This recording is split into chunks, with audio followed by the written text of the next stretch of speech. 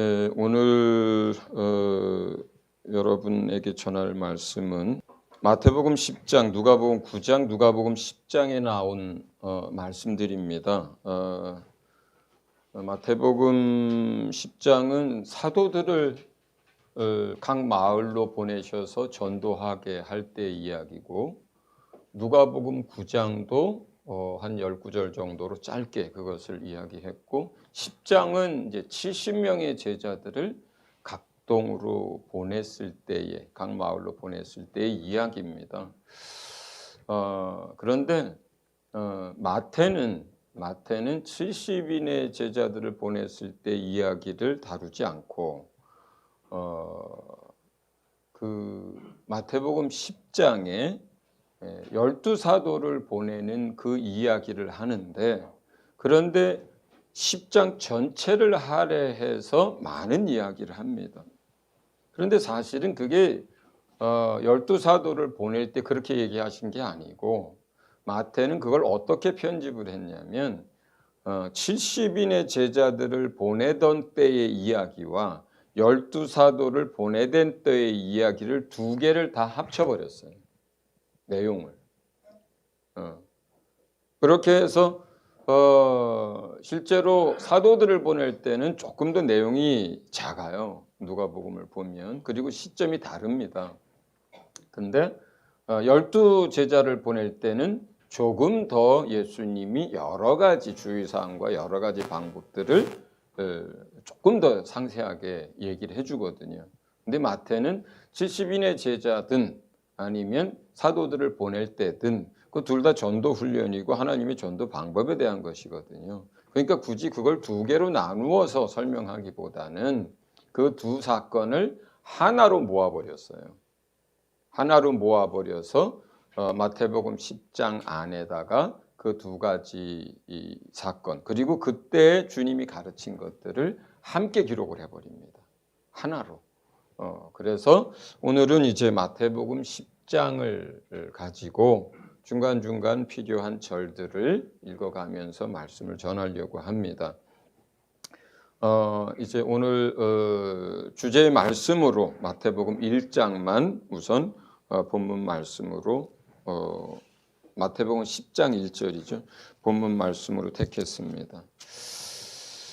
마태복음 10장 1절의 말씀을 우리가 큰 소리로 같이 한번 읽어보도록 하겠습니다. 같이 읽습니다. 시작. 예수께서 그의 12 제자를 부르사 더러운 귀신을 쫓아내며 모든 병과 모든 약한 것을 고치는 권능을 주시니라. 아멘. 그러니까 12사도들을 보낼 때, 그리고 70인의 제자들을 보낼 때 동일하게 제일 먼저 제자들에게 하신 말씀, 그리고 하신 일, 그리고 기록된 것은 이거예요. 그러니까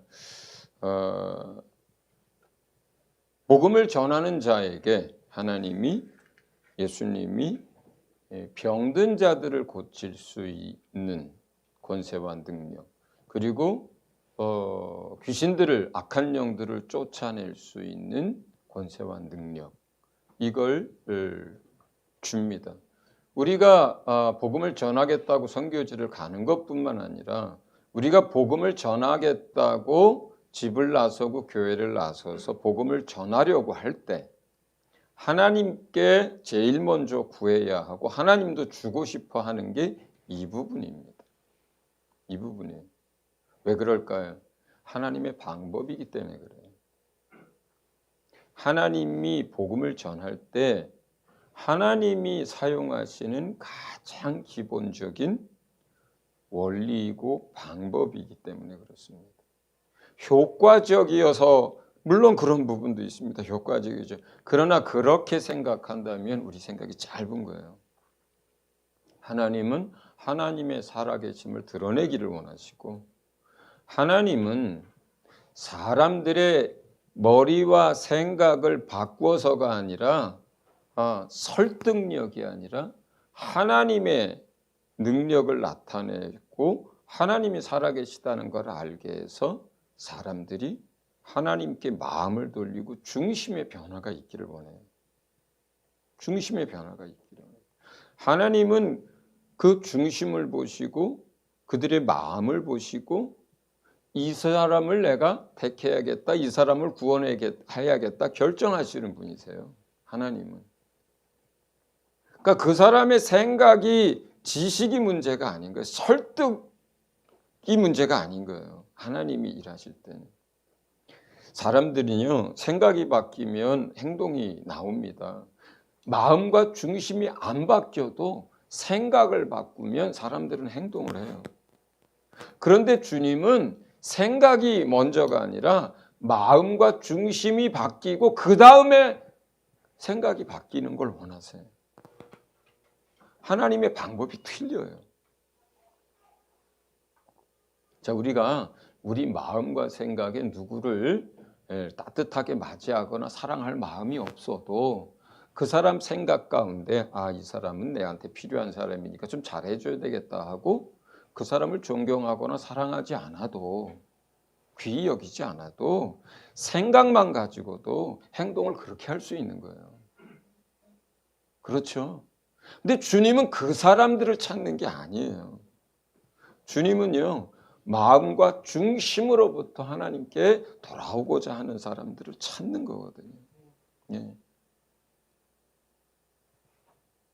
그리고 주님은 당신이 택하고 당신이 부르시고 당신이 변화시키기를 원하시는 거예요. 우리에겐 주를 떠나서 그렇게 할 수 있는 능력이 없습니다. 우리에겐 그런 방법을 가지고 있지 않아요. 만약에 우리의 것으로 한다면요, 우리가 바뀌면 그 사람들 세상으로 다시 돌아갑니다.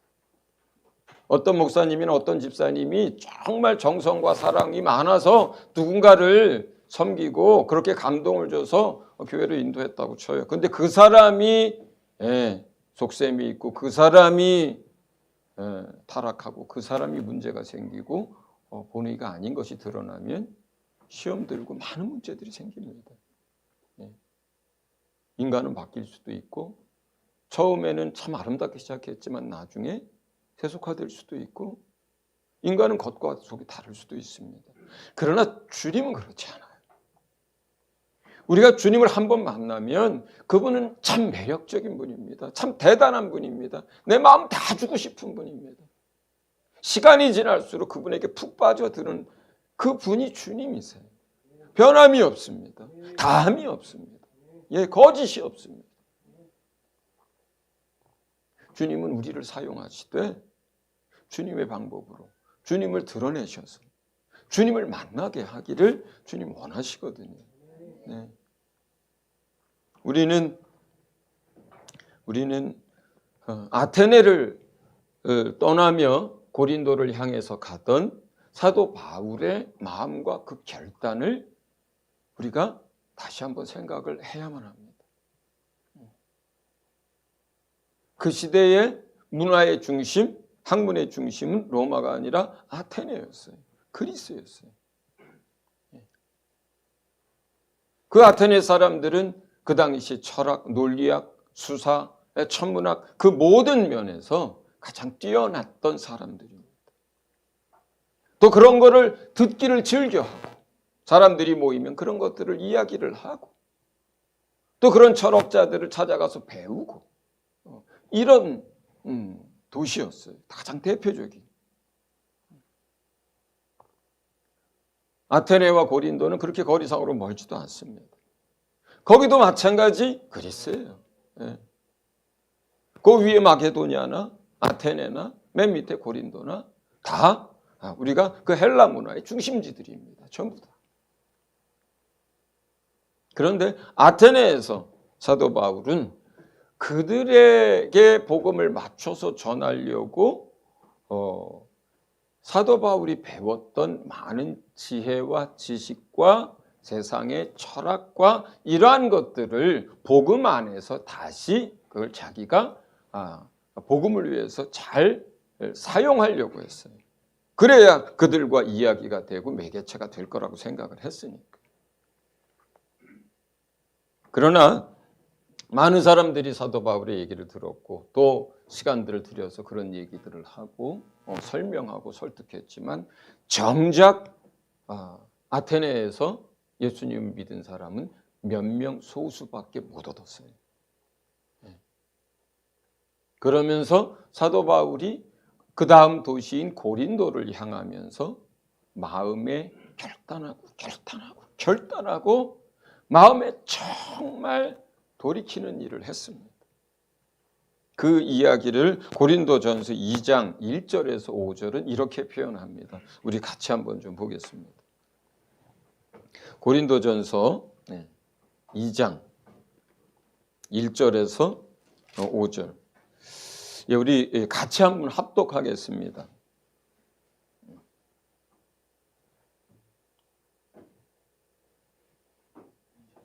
고린도전서 2장 1절에서 5절.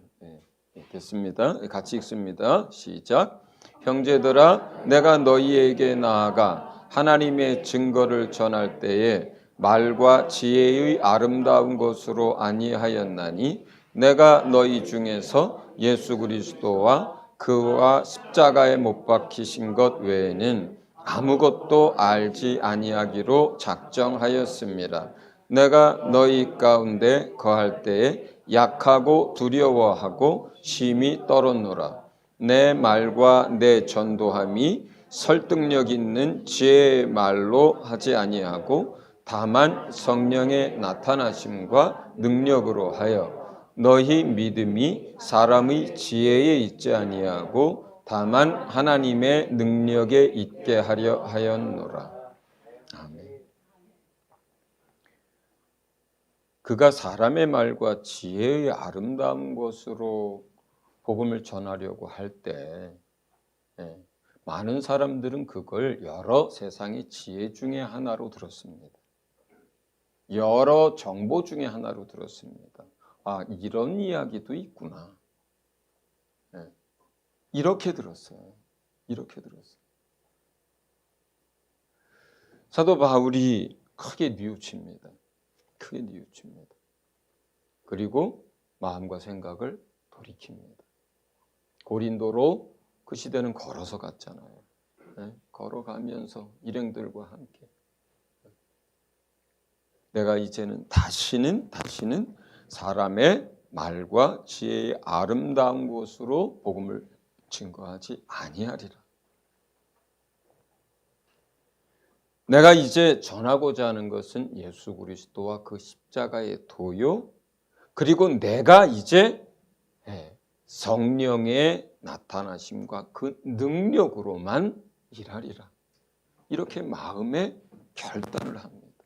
자, 그러면 실제로 우리가 자기가 알고 경험한 것과 여러 가지 지혜로운 방법을 내려놓을 때, 그리고 십자가의 도와 성령의 능력만 의지하려고 할 때 처음에는 우리의 마음이 어떻겠어요? 사실은 여기에 있는 것처럼 약하고 두려워하게 됩니다. 마음이 약해지고 될까 하는 여러 가지 마음들, 또 사람들이 그것을 들으면서 뭐라 그래요? 헬라 사람들은 참 미련한 얘기를 하고 있다 이렇게 얘기하거든요. 많은 사람들이. 우리 복음에 대해서 뭐라고 합니까?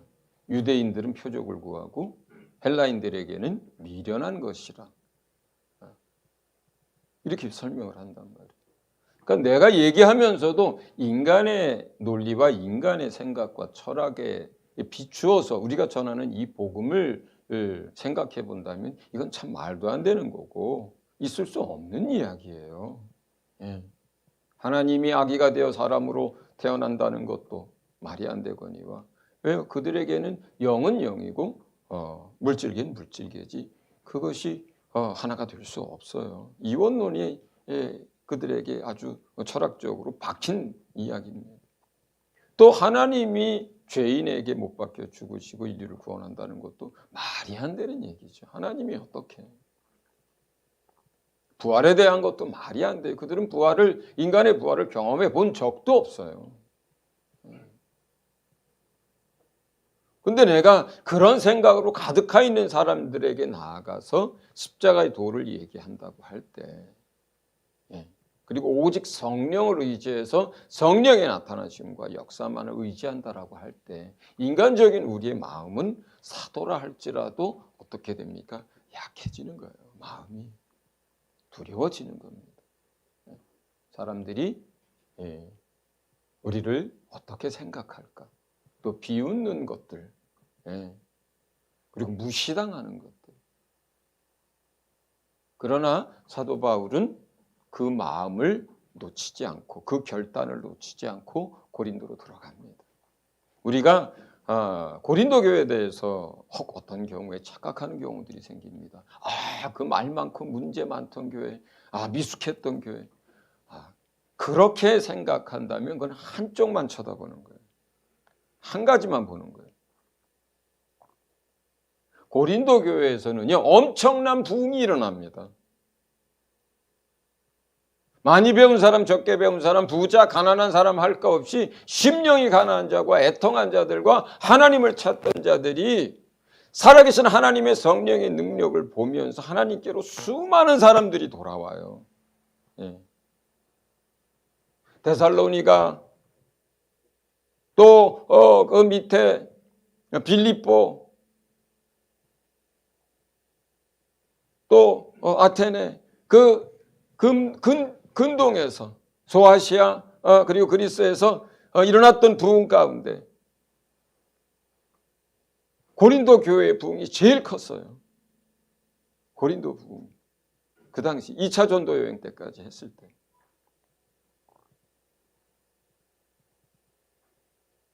많은 사람들이 주 앞에 돌아와 구원을 얻었을 뿐만 아니라 어떤 일이 일어났어요? 병 고침을 받는 역사들, 귀신이 떠나가는 역사들, 그 다음에 각 사람 속에 예언의 은사가 주어지고 방언의 은사가 주어지고 각종 은사들이 막 부어지고 뭐라 그래요? 회개와 구원과 성령의 역사가 우리가 보통 표현하는 그 생명력과 역동이 일어나는 교회가 고린도 교회였었어요.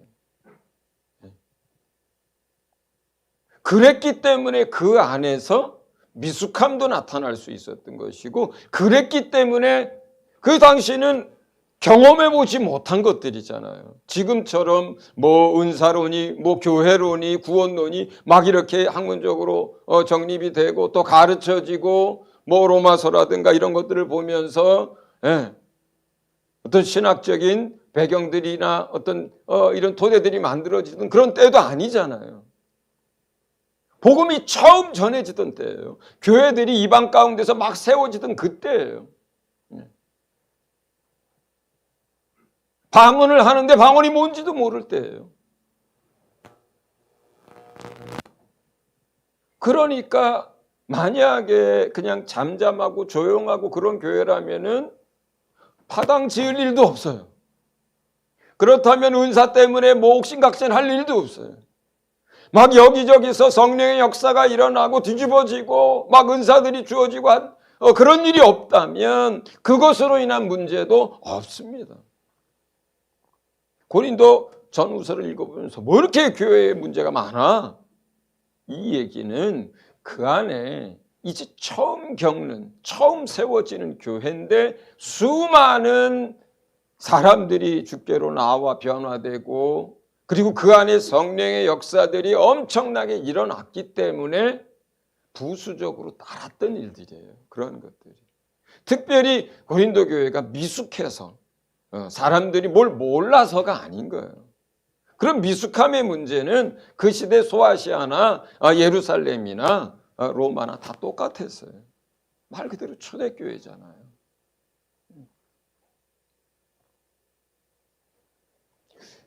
우리는 이 첫 번째 이야기, 우리가 우리 서진교회를 돌아볼 때 우리 서진교회는 감사할 제목들도 참 많습니다. 그리고 또 저는 또 성도들을 자랑스러워하기도 하고 참으로 귀하다는 생각들을 많이 하고, 또 우리가 선교도 열심히 하고 이런저런 말씀 사역도 참 많이 합니다. 그러나 저희 서진교회에서 가장 부족한 사역의 영역이 있다면 저는 소심없이 전도 부분이라고 생각을 합니다. 그렇게 말합니다.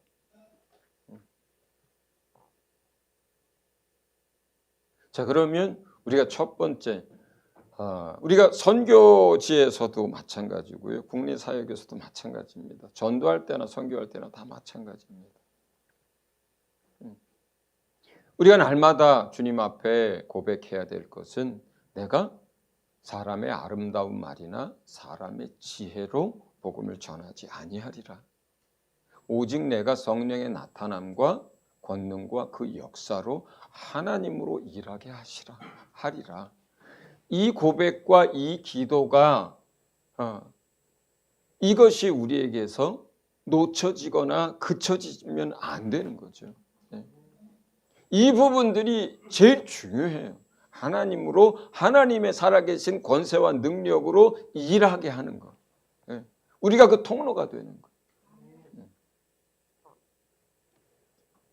두 번째는 마태복음 10장 9절과 10절을 같이 한번 읽어봅니다. 마태복음 10장 9절 10절 같이 읽습니다. 시작. 너희 전대에 금이나 은이나 동을 가지지 말고 여행을 위하여 배낭이나 두벌옷이나 신이나 지팡이를 가지지 말라. 이는 일꾼이 자기의 먹는 것 받는 것이 마땅함이라. 누가복음에는 이제 여기에 또 뭐가 추가되냐면 지팡이도 가지지 마라. 그 다음에 여벌 옷도 가지지 마라. 여기 나와 있네요. 두벌옷. 마태복음에 나와 있군요. 지팡이도 가지지 말고 두벌옷도 가지지 말고 또 어떤 배낭도 가지지 마라. 자, 이게 무슨 얘기들일까요? 왜? 여행하는데 배낭을 가지 말래요. 이 얘기가 뭐예요? 배낭 안에 잔뜩 이것저것 한 달치 먹을 거 뭐 필요한 거 이렇게 안 해도 된다는 뜻이고요. 전대 이게 돈주머니죠. 돈주머니에 돈도 많이 집어넣어서 그걸 가지고 이렇게 계산해서 이렇게 하지 말란 것이고 두벌옷도 마찬가지. 이게 전체적으로 9절과 10절이 의미하는 바가 뭘까요?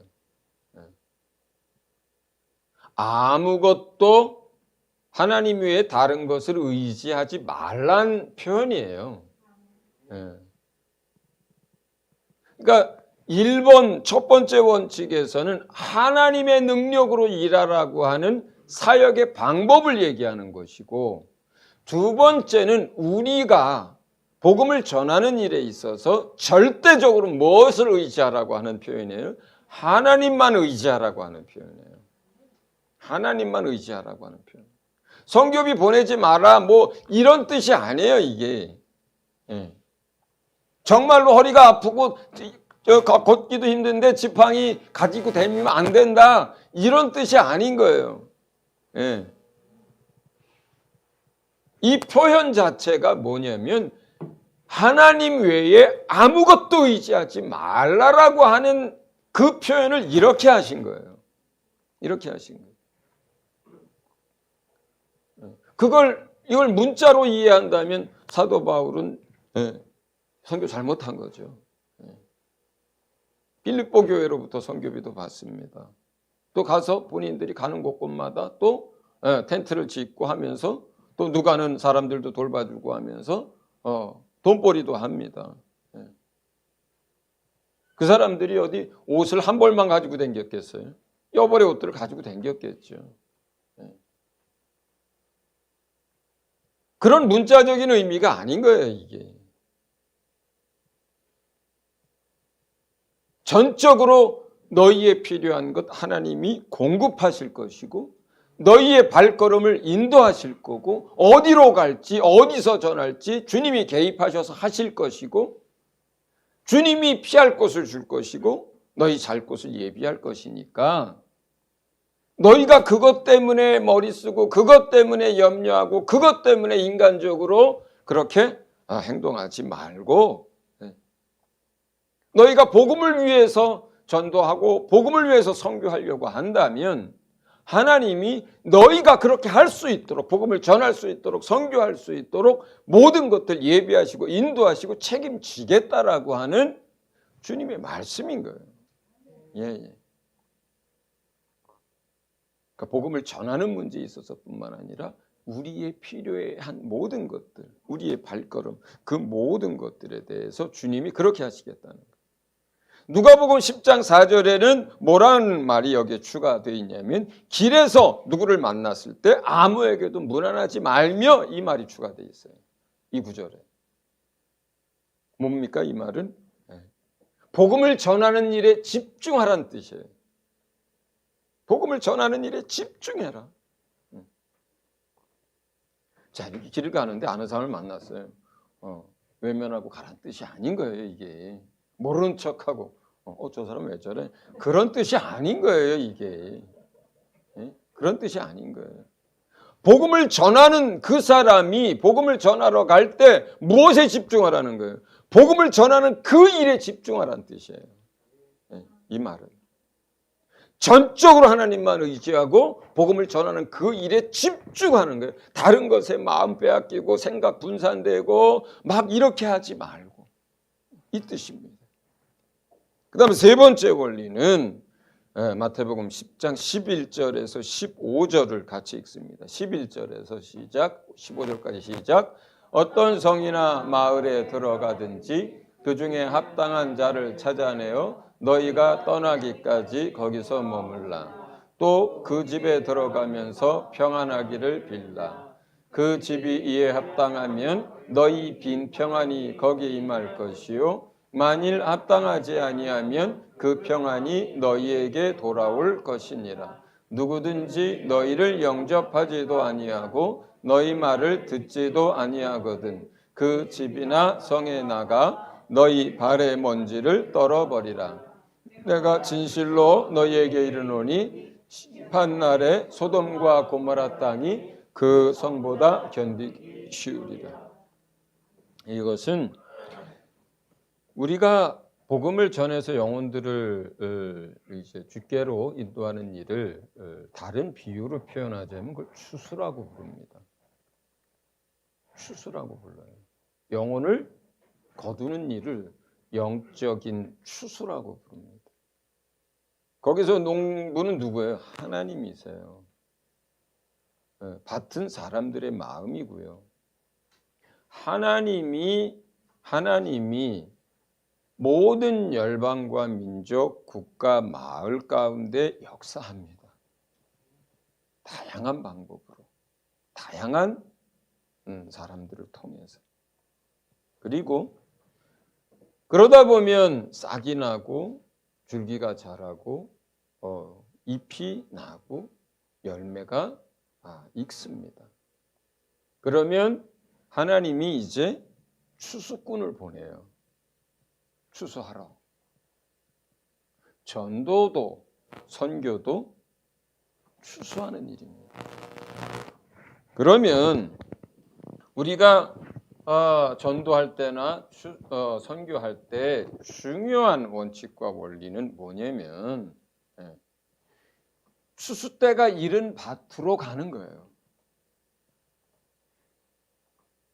열매가 익어서 고개를 숙이고 낫을 되어야 하는 그 밭으로 가는 거예요. 그게 추수꾼이 가야 할 밭이에요. 그건 선교만 그런 게 아닙니다. 전도도 똑같아요. 똑같아요. 우리 주위에 보면은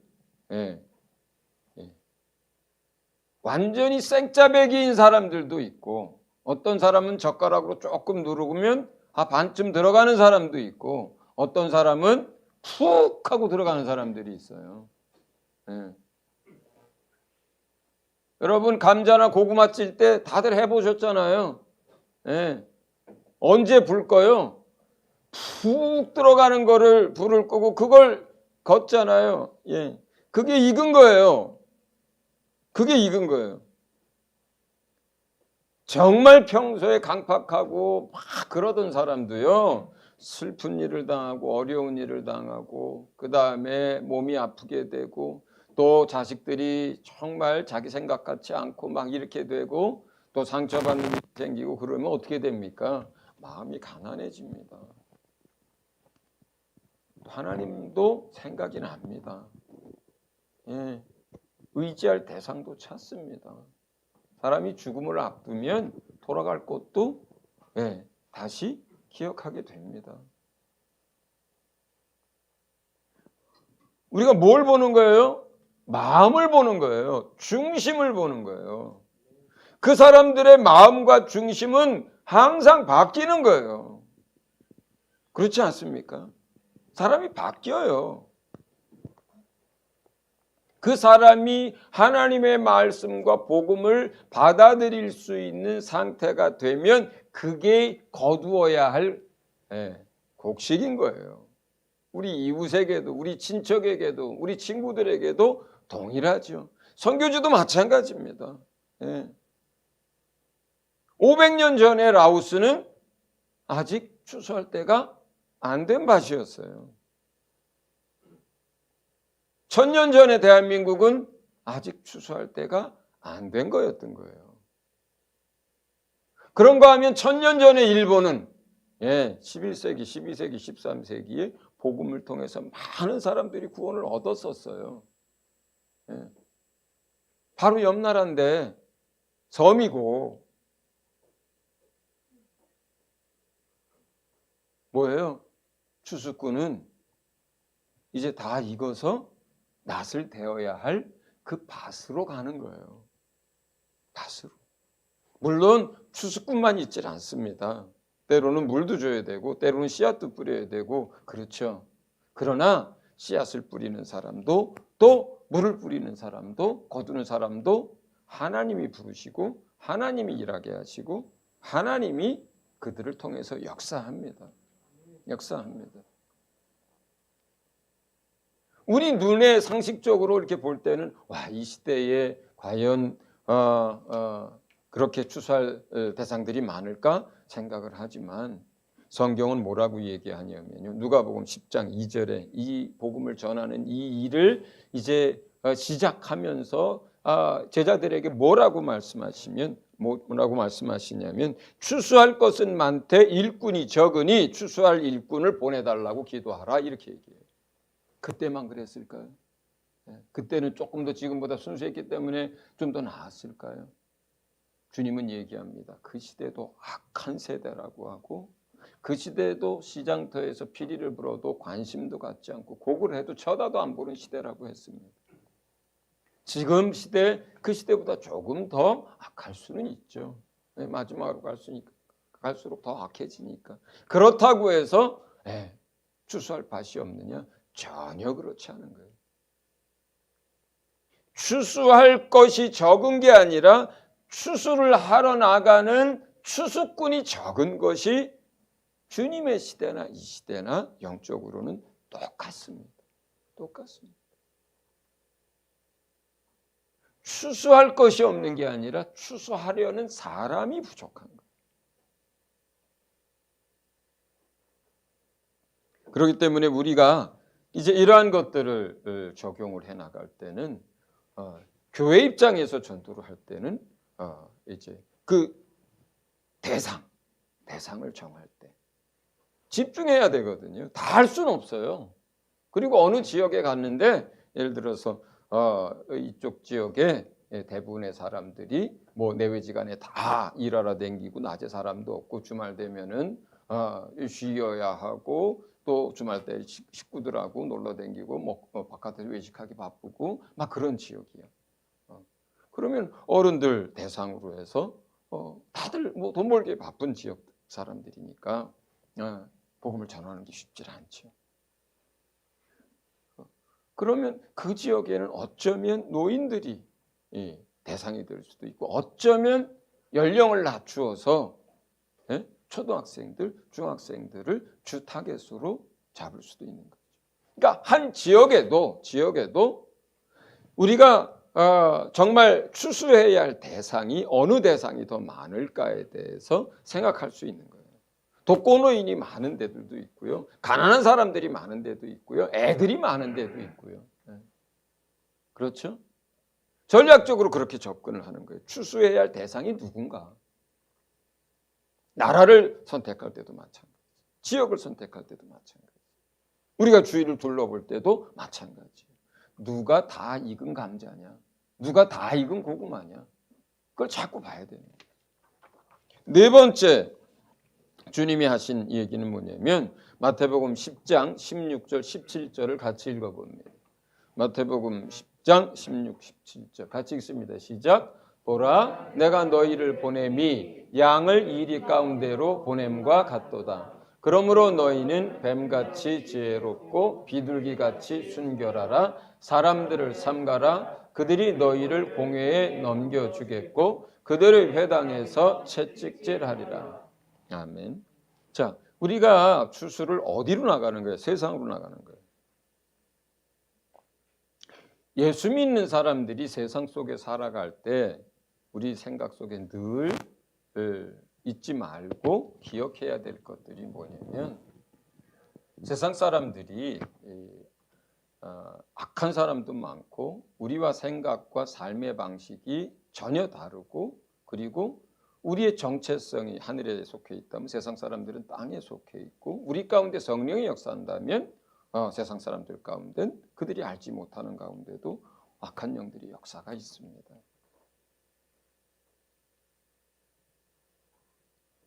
우리의 시민권이 하늘에 있다면 우리는 사실은 이 세상은 우리는 이방인이에요. 그들에게서 사실은 나그네예요. 본향이 우리가 하늘에 있는 사람들이라면 그렇기 때문에 우리가 정말로 지혜가 하나님 앞에 우리가 지혜를 구해서 지혜가 있어야 되는 거죠. 지혜롭지 않으면 당해요. 지혜롭지 않으면 효과적이지 않습니다. 지혜롭지 않으면 억울한 일을 요만큼 당할 걸 더 많이 당합니다. 그런데 이 지혜라고 하는 것이 하나님의 지혜를 말하는 거지 우리가 세속화되는 것을 말하지 않습니다. 그런 의미에서 순결함이에요. 순결함이에요. 우리가 세상 사람들과 더불어 살고 같은 직장에서 일하고 또 이웃 사촌이 되고 그렇게 합니다. 그러나 우리가 그들과 같아지는 것은 주님이 얘기하는 게 아니에요. 우리가 세속화돼서는 절대로 그들을 변화시킬 수가 없습니다. 우리가 그들을 만나고 그들과 함께 하는데 우리가 그들처럼 되어버린다면 이건 역으로 거꾸로 되는 거죠. 그렇기 때문에 하나님 앞에서 영적으로 우리가 순결해야 하는 것이고 또 하나님의 지혜를 가지고 그들을 대해야 하는 것입니다. 또 여기에 사람들을 삼가라 이렇게 표현이 되어 있어요. 왜요? 사람들을 대할 때 굉장히 조심해야 한다는 거예요. 분별해야 한다는 거예요. 판단과 분별은 다른 거라 그랬잖아요. 그죠? 분별해야 되는 거예요. 이것과 이제 어울리는 말씀들이 뭐가 있어요? 복음에 전하는 것에 있어서 돼지에게 진주를 던지지 말라 그래요. 개념이 없어요, 이 사람이. 아직 그 마음밭이 강팍하기 짝이 없고 그 사람 속에서 악한 영의 역사가 눈에 보이듯이 보여요. 그렇다면 우리가 그 사람들을 기도해 줄 수도 있고 또 그 사람들이 어려운 일에 처해졌을 때 우리가 도와줄 수는 있지만 그러나 그 사람에게 집중할 때가 아닌 거예요. 간 쓸 게 다 내어줄 때가 아닌 거예요. 그들은 그걸 가지고 역으로 사용합니다. 사람들을 분별할 수 있어야 되고 사람들을 그리고 대할 때 조심을 해야 돼요. 예수 믿는 사람들, 세상 사람들을 대할 때 사람들을 삼가해라. 뱀과 같은 지혜가 있어야 하고 비둘기 같은 순결함이 있어야 한다. 이것이 전도자의 세상을 대하는 세상 사람들과 관계를 맺을 때의 원리들인 것이죠. 자, 그 다음에 다섯 번째 19절 20절을 읽어봅니다. 시작. 너희를 넘겨줄 때에 어떻게 또는 무엇을 말할까 염려하지 말라. 그때에 너희에게 할 말을 주시리니 말하는 이는 너희가 아니라 너희 속에서 말씀하시는 이 곧 너희 아버지의 성령이시니라. 아멘. 우리가 고린도전서 2장 1절에서 5절 사이를 읽으면서도 이제 이것과 비슷한 말씀들이 있었습니다. 첫째는 하나님이 세상 사람들이 바라볼 때에 그러니까 하나님이 바라볼 때가 아니라 세상 사람들이 바라볼 때에 미련한 것으로 그들에게 복음을 전하도록 하셨어요. 그 미련한 것이 세상 사람들에게 미련한 것인데 하나님에게는 그것이 하나님의 뜻이고 지혜입니다. 말로 전하게 하셨고요. 십자가의 도를 전하게 하셨어요. 우리 고린도전서 1장 21절을 같이 한번 읽어봅니다. 같이 읽습니다. 시작. 하나님의 지혜에 있어서는 이 세상이 자기 지혜로 하나님을 알지 못하므로 하나님께서 전도에 미련한 것으로 믿는 자들을 구원하시기를 기뻐하셨도다. 아멘. 하나님의 지혜예요. 하나님의 방법이에요. 하나님의 지혜, 하나님의 방법. 전도라고 하는 미련한 방법, 말로 하는 이 미련한 방법, 내용도 십자가의 도를 전하는 이 미련한 방법으로 하나님이 이걸 정하셨어요. 이렇게 해야 갈급한 영혼들이, 이렇게 해야 심령이 가난한 자들이, 이렇게 해야 하나님을 찾던 자들이 옵니다. 그래야 듣습니다. 그래야 그 사람들을 골라냅니다. 하나님의 방법이에요. 하나님의 방법. 그렇기 때문에 우리가 철저하게 뭘 의지하게 되냐면 우리 안에 계신 성령을 의지하게 됩니다. 우리가 어떤 사람들을 만났을 때 그 사람들의 내면을 깊이 들여다볼 수 있으면 좋은데 그렇지 못합니다. 또 우리가 듣지 않고도 알면 좋은데 그 사람이 자기의 삶과 여러 가지 정황들을 얘기해 주기 전에는 우리가 알 수가 없습니다. 그런데 누가 압니까? 하나님이 알아요. 하나님이 알아요. 하나님이 알아요.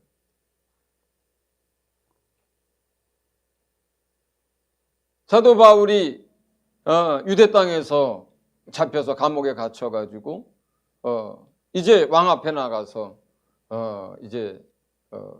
변명할 기회를 가졌었습니다. 거기에 보니 한쪽 사람들은 사두개파 또 제사장들이고 또 한쪽 사람들은 바리새파 사람들이고 그래요. 그 왕의 법정 안에서 보니까 그때 그것을 보게 하고 생각을 넣어주신 이가 성령님이에요. 그래서 사도 바울이 다른 얘기를 하지 않고 사실 무슨 얘기를 하느냐? 부활에 대해서 얘기합니다. 내가 다른 걸 전하는 게 아니다. 나는 부활에 대해서 전했을 뿐이다. 예수님에 대해서. 그랬더니 그 안에서 자기들끼리 어떤 사람들은 부활이 있다, 어떤 사람은 부활이 없다고 하면서 자기들끼리 막 싸우고 난리가 됐어. 난리가 났어. 됐다. 다시 돌아가라. 어떤 사람은 기차에 북한에서 나오는 그 기차에서 나와서 심양까지 올라가는 기차를 탔는데 무슨 얘기를 하다가 마침 자기가 가지고 있는 약 가운데 폐렴이에요, 뭐예요? 폐결핵 약을 자기가 가지고 있어서 그걸 그 사람에게 주겠다고 했더니 그 시간에 그 안에서 놀라운 역사가 일어나죠. 그 사람들의 귀가 번쩍 뜨이고 눈이 커지고 감격을 하죠. 왜냐하면 그 부부가 북한에서 나올 때 폐결핵으로 죽어가는 자식을 살리기 위해서 지금 중국으로 나와서 그 약을 벌어서 얻으려고 심양 가는 기차를 타고 올라가고 있었거든요. 그걸 어찌 알아요, 사람이? 선교사가 그걸 어찌 압니까? 그리고 하필 그때에 그 사람 배낭에 폐결핵 약이 왜 있어야 합니까? 기차의 편도 많고 날짜도 많은데 하필 그 시간에, 또 그 기차의 자리도 많은데 하필 같은 자리에. 이 모든 일을 하시는 분이 누구세요? 하나님이시거든요. 예. 그때 그 사람이 다른 얘기로 복음을 전할 수도 있었겠죠. 다른 얘기를 할 수도 있었을 거예요. 다른 약을 얘기했을 수도 있었을 거예요. 그런데 왜 하필 결핵약입니까? 왜 그 생각이 났습니까? 왜 그 말을 하게 됐습니까? 왜 그 시간에, 그 날짜에, 그 시간에 표를 끊게 됐습니까? 성령이 하신 거예요.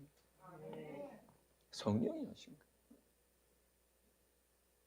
우리가 전도하러 나가서 어떤 사람들을 대할 때, 그래서 우리는 우리의 영적 안테나를 바짝 세우고 성령이 우리 마음 안에 주시는 것들을 계속 소통하면서 받아야 하는 것이고, 그걸 얘기해야 하는 거예요. 앵무새처럼 그냥 만나는 사람마다 똑같은 얘기하고 그렇게 하는 것이 아니고, 그렇게 하는 게 아니고. 네. 복음은 성령이 전하십니다. 성령이 우리를 통로 삼으십니다. 성령이 우리 안에서 할 말을 주십니다. 할렐루야. 마지막으로 6번째입니다. 21절과 22절을 읽습니다. 네, 시작. 장차 형제가 형제를, 아버지가 자식을 죽는 데 내주며 자식들이 부모를 대적하여 죽게 하리라. 또 너희가 내 이름으로 말미암아 모든 사람에게 미움을 받을 것이나 끝까지 견디는 자는 구원을 얻으리라. 네. 자, 우리가 복음을 전해서 어떤 영혼이 그 복음을 듣고 믿게 되면, 안 그런 가정들도 있고 안 그런 마을들도 있습니다만, 대부분은 어떤 일들이 일어나요? 그 가정 안에서 분란이 일어납니다. 종교가 다르다고 분란이 일어나고, 또 지금 네가 교회 다닐 때냐고, 학원 가야지, 분란이 일어나고. 가정에서만 그렇습니까? 그렇지 않습니다. 친지들 가운데도 분란이 일어납니다. 마을 안에서도 분란이 일어납니다. 어떤 데서는. 자, 그러면 우리가 이것을 뭐라 그래요? 당연한 것으로 받아들여야 돼요. 그리고 또 복음을 들은 자들에게도 이러한 얘기들을 해줘야 돼요. 영적 싸움이 일어난 거다. 그 가정 안에서 영토 싸움이 시작된 거다. 하나님의 나라 영토와 세상의 영토의 영적 싸움이 일어난 거다. 전쟁이 일어난 거예요. 그 마을에 영적 전쟁이 일어난 거예요. 그 가정에 영적 전쟁이 일어난 거예요. 그 나라에 영적 전쟁이 일어난 거예요. 전쟁이 일어났는데 어떻게 다툼이 없고 어떻게 어려움이 없겠어요.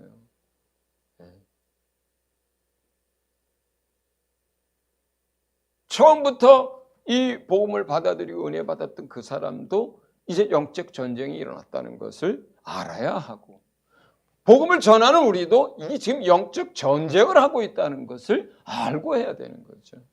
전쟁하다 보면 부상자도 속출합니다. 사망자도 나옵니다. 예. 그걸 피해 가려고 하면 전쟁을 하지 말아야죠. 못하는 거예요. 그렇게 되면.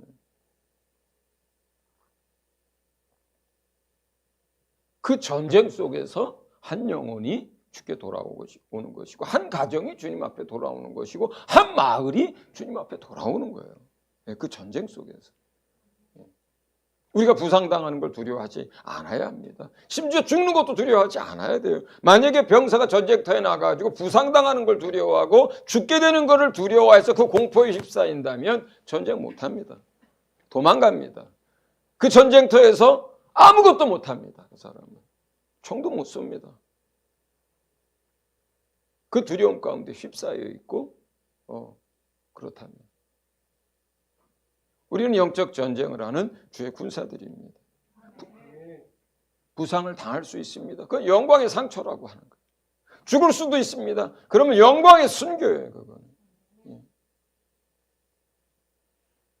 우리가 뭘 잘못 전했나?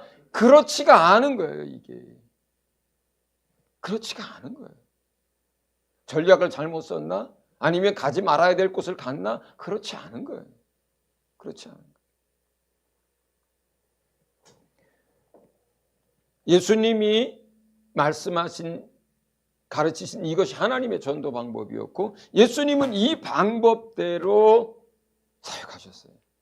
가는 곳마다 병든 자를 고치시고 가는 곳마다 귀신을 쫓아내시고 하나님의 나라를 복음을 전파하시고 말씀을 가르치고 제자들을 삼았고 그리고 영혼들을 구원했습니다. 뿐만 아니라 베드로도 바울도 요한도 주의 사도들도 이와 같은 방법으로 일하셨습니다. 미문에 앉은 안진뱅이를 일으키고 앞치마만 가지고 갔다가 그것을 사람에게 주었는데 그 앞치마 만져가지고 병든 자가 일어나고 죽은 자가 살아나고 그 사람 안에서 역사하고 괴롭히던 귀신을 쫓아내버리고 그리고 말씀을 전했습니다. 오늘날도 우리가 하나님이 말씀하시는 가장 기본적인 전도, 가장 기본적인 선교의 방법들을 가지고 있으면서 거기에 지혜가 더해지고 전략이 더해지는 거예요. 그 위에. 그런데 이것을 다 내려놓고 나서 우리가 어떤 다른 전략이나 지혜를 구하고 방법을 구한다면 하나님이 원하시는 역사, 하나님이 원하시는 열매를 결코 맺을 수가 없습니다. 그리고 맺었다 하더라도 시험을 당하는 때가 되면 대부분 다 타서 없어져 버리고 말합니다. 선교사가 철수하면 그냥 교회 예수 믿는 사람들 씨도 없이 다 사라져 버립니다.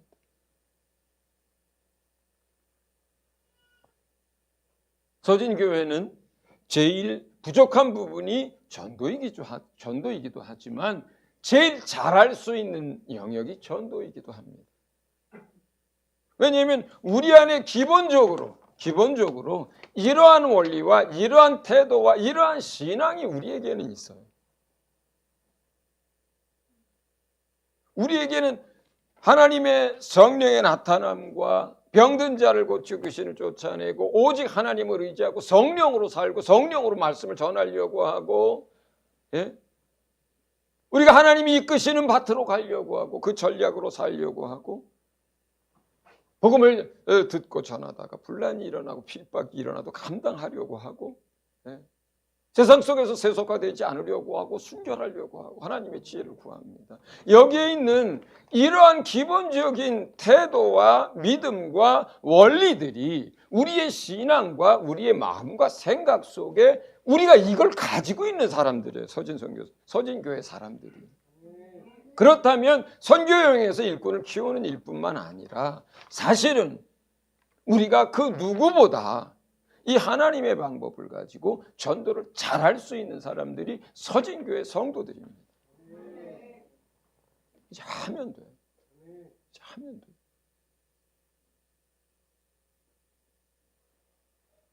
지금 교회 이전에 대해서도 기도를 하고 준비를 하고 있습니다.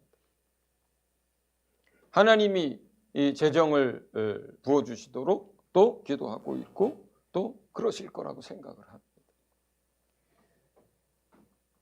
몇몇 가정이 거리가 멀어서 불편해서 이전하려고 하는 게 아닙니다. 편한 것 위해서 하려고 하는 게 아니에요. 조금 공간이 넓었으면 좋겠다고 해서 하는 것도 아닙니다. 그냥 제일 속 편하고 하는 거 아무것도 안 하고 여기서 하는 게 제일 속 편해요. 첫 번째 목적은 전도에 대한 거예요. 첫 번째 목적은 전도에 대한 것 때문에 그러는 거예요. 이제 하나님이 일하시는 것이 구체화된다면 또 그러한 부분들에서도 구체화시켜서 말씀드리고 여러분들과 마음을 모을 거예요.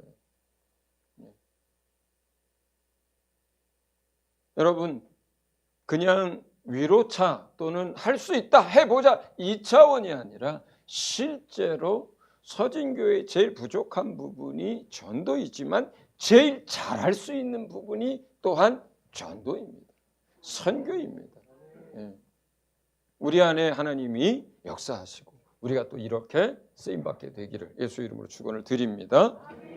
이 시간 우리 말씀을 붙들고 이런 원칙들을 구하고 또 서진교회를 위해서 전도와 선교를 위해서 이 시간 같이 기도하도록 하겠습니다. 기도합니다.